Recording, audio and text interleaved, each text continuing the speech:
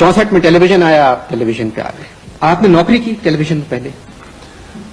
نوکری کا انور یہ سن لیں کہ 64 میں ریڈیو پر 150 روپے پہ ملازم ہوا تھا جی. اور 150 پر ہی نوکری چھوڑی.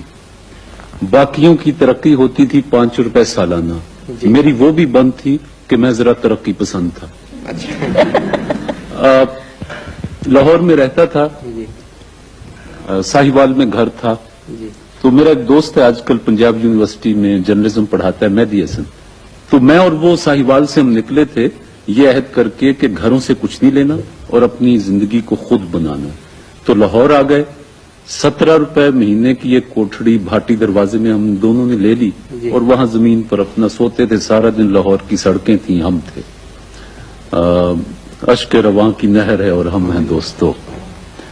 ایک قصہ مزیدار ہے نوکری کا. گرمیوں کی چھٹیاں ہوتی تھیں تو لا کالج کا ہاسٹل ہے لاہور میں جو, وہ خالی ہو جاتا تھا. تو یہ جو 17 روپے کی کوٹھڑی تھی اس میں پنکھا بھی نہیں تھا تو گرمی بڑی لگتی تھی. جی. گلی میں ہم اس لیے نہیں سوتے تھے کہ ہم دونوں کو یہ غلط فہمی تھی کہ سامنے کے گھر میں کوئی ہمیں دیکھتا ہے اور ہم ہیرو ہیں, اچھا. تو لہذا گلی میں نہیں سو سکتے. اب بند کمرے میں سو رہے ہیں. اور جو بھی جی. ہوتا یہ تھا کہ شام کو 7-8 بجے ہم اپنے بستر لگا کے باہر اور لاہور کی سڑکیں ناپنے نکل جاتے تھے. رات کو 11-12-1 بجے آتے تھے, بستر ٹھنڈے ہو چکے ہوتے تھے, سو لیتے تھے. ایک دن آتا ہوں تو دیکھتا ہوں کہ وہ جو ساتھ کے کمرے میں صفائی کرنے والے وہاں رہتے تھے ساتھی, وہ ایک ہٹا کٹا کالا سیاہ رنگ اس کا, اوپر سے چاند چمک رہا اور میری چارپائی پہ لیٹا ہوا میرے بستر پر. میں نے آ کے اس کو جگایا. میں نے کہا کون ہے؟ تو اٹھ. تو اس نے میرے خاندان سے اپنے خاندان کے ناقابل یقین رشتے جوڑے اور میں اس کی صحت دیکھ کے بھی خوف زدہ ہو گیا.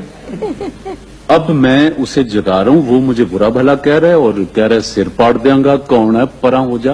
پتہ نہیں وہ نیند کی غنودگی میں تھا کیا تھا.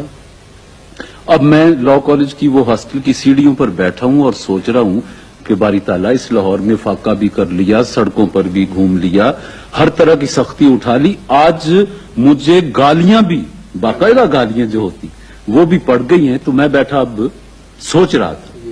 اتنے میں وہ مہدی حسن, وہ پی ٹی آئی میں کام کرتا تھا, وہ رات کی ڈیوٹی ختم کر کے آیا تو کہنے لگا طارق تو بیٹھا. میں کہ یار آج بڑا رفڑ ہے, بڑا مشکل کام ہے. کہ کیا ہو؟ میں نے کہا یہ صورتحال ہے.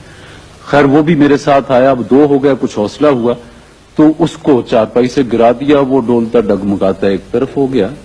میں جبلی میں بلا دیا ہے, پتہ نہیں. 64 میں آپ نے کوشش کیجیے ایک بار پھر آپ کو گالیاں پڑیں تاکہ اور طرف گالیوں کا مسئلہ یہ ہے کہ آپ گالیاں دیں اور مجھے غالب یاد آئے کہ کتنے شیریں ہیں تیرے لب کے رقیب گالیاں کھا کے بے مزہ. ہم تو کبھی نہیں آپ کی نوازش.